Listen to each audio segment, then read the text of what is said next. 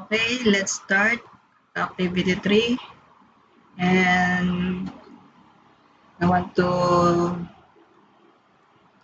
application of KCL.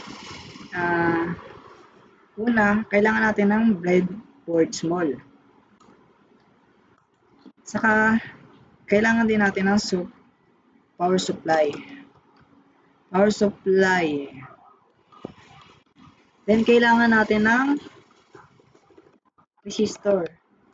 Dalawang resistors. I mean, rather 4 resistors. 4. Then, kailangan din natin ng multimeter. Multimeter na 4. Para makita natin yung daloy ng mga voltage. Okay, let's start.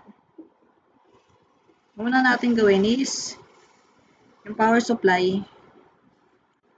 Ilalagay natin siya dito sa yung positive ilalagay natin dito. Yan, dito.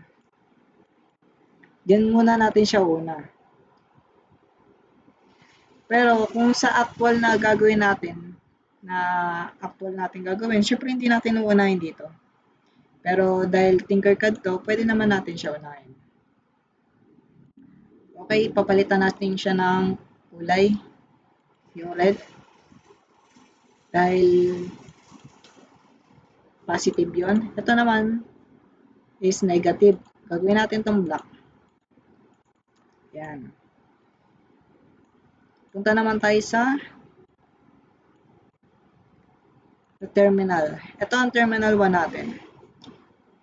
I-adjust natin siya. Papahiga natin siya. Yan. Tapos ilalagay natin siya sa pangatlo. Okay na siguro dito. Yan. Then yung pangalawa natin. So, gagawin natin to. Pangalawa natin. Then ilagay natin siya dito. Kailangan magkaduktong yung terminal 1 saka dito sa negative. Para magpapaikot-ikot lang siya dito. Then i-connect natin siya dito. Oops. Kulang.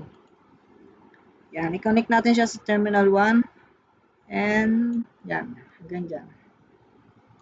Para magkakonekan silang dalawa. Then isunod natin is itong terminal 3. Yung terminal 3 is paiga rin siya. Kagaya siya ng terminal 1. Paiga natin. Then ilalagay natin siya sa 14. Yan. At yung terminal 4 naman, ilalagay natin siya dito. Same siya sa terminal 2. Ito, terminal 2 natin to. Tapos ito, entry natin. Yan.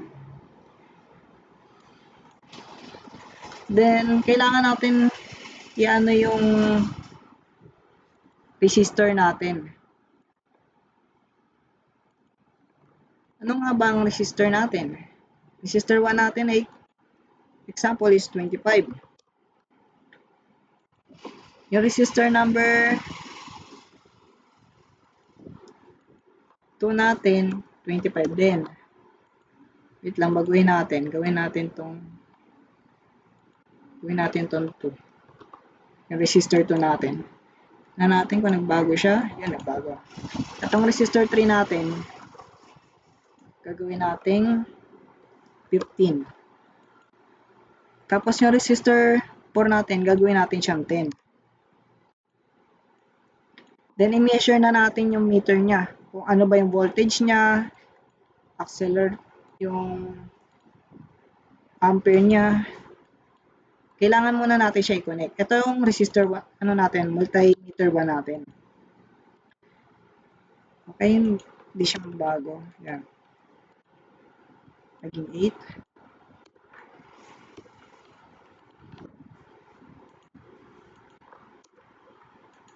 Kailangan natin baguhin kasi hindi nasusunod yung number. Ito, multimeter 1.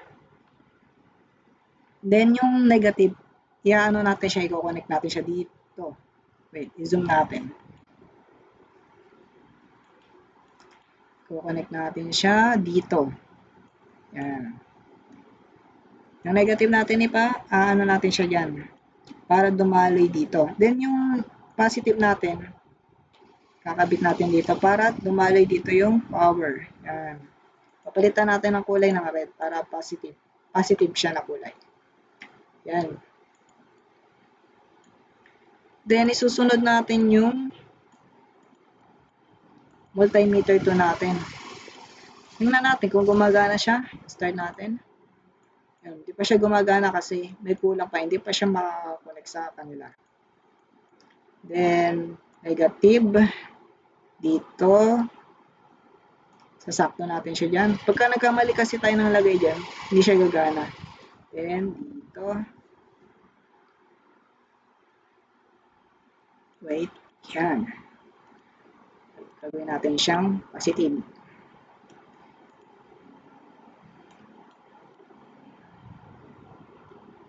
And dito. Ipapasunod-sunod lang natin para madali lang i-connect. Yan. Yung next natin is ito.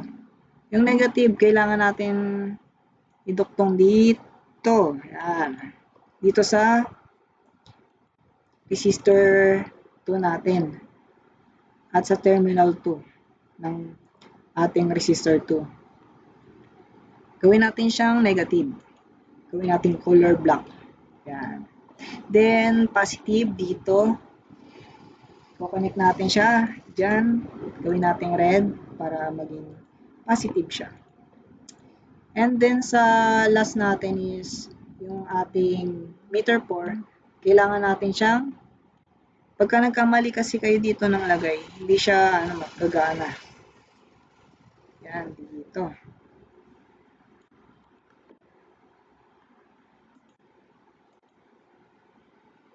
Oops, baliktad ng kulay. Ito red. At ito black. Try natin kung gumagana siya.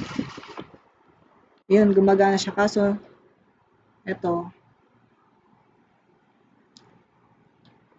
pare siya na MV dito. Kaya may mali dito. Dito sa dalawang to. Kailangan natin iduktong dito sa terminal. Yan. Sa ito. Para maging ganyan. Okay, may mali pa rin. May baliktad tayong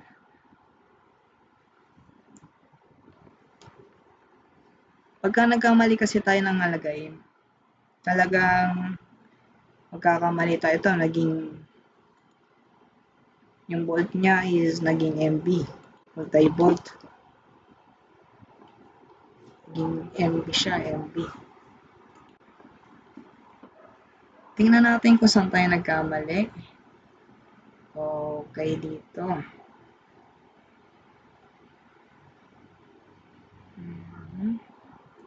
Dito.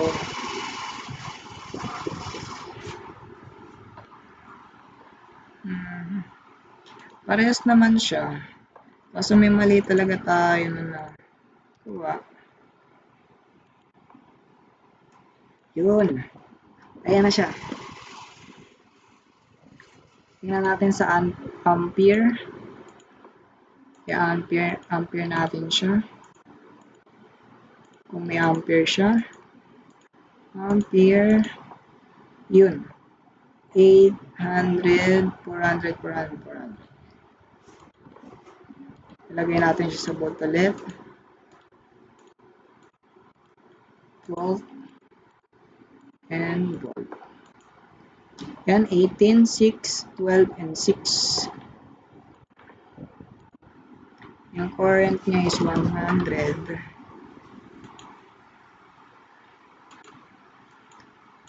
Yan. Ganito kumuha ng KCL.